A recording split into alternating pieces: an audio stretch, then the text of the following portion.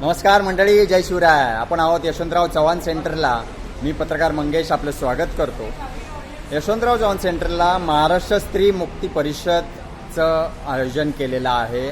3 दिवसाची परिषद आहे आणि आजच्या दुसऱ्या दिवशी शतपत्रिकेचं वाचन करण्यात आलं. या शतपत्रिकेमध्ये 100 वर्षापूर्वी ज्या महिलांनी धाडसाने पत्र लिहिली, ती पत्र कुठे लिहिली? नियतकालिकांमध्ये, मासिकांमध्ये, दैनिकांमध्ये, आणि ती प्रसिद्ध झाली. त्या 100 वर्षापूर्वीच्या पत्रांचं आज अभिवाचन करण्यात आलं आणि ज्या पॅनलमध्ये जे अभिवाचन करण्यात आलं त्या सुमित्रा देवधर आपल्यासोबत आहेत. सुमित्राजी, आपलं स्वागत आहे या मुलाखतीमध्ये. आपण पत्राचं अभिवाचन करत असताना आपल्या नेमक्या काय भावना होत्या आणि आपल्याला स्वतःला त्या पत्रांमधून काय शिकायला मिळालं? नमस्कार. एकतर आज इतका आनंद हा या गोष्टीचा आहे की स्त्री मुक्ती परिषदेमध्ये आम्ही हे अभिवाचन सादर केलं आणि ही पत्र वाचताना अनुभव तर खूपच छान असतो दरवेळेलाच. इतक्या वेळेला आम्ही वाचली आहेत, पण प्रत्येक वेळेला त्यातनं आम्हाला काहीतरी नवीन मिळतं आणि आम्हाला असं वाटतं की आम्ही किती सुदैवी आहोत.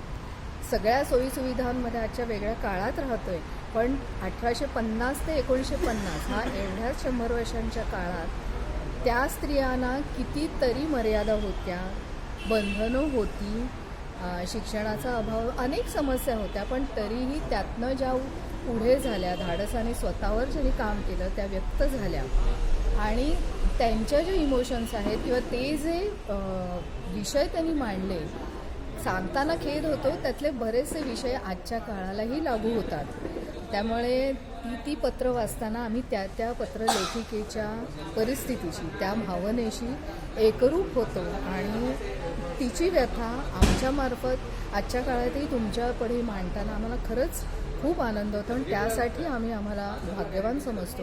आणि आजच्या आमच्या कार्यक्रमात प्रतिसाद अत्यंत उत्तम होता आणि ह्याचेच जास्तीत जास्त प्रयोग झाले पाहिजेत.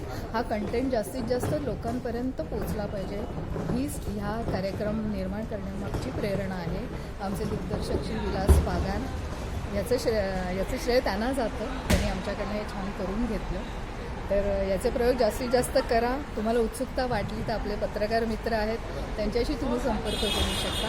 धन्यवाद. देवधर मॅम, आमच्याशी संवाद साधला त्याबद्दल आपले आभार. धन्यवाद.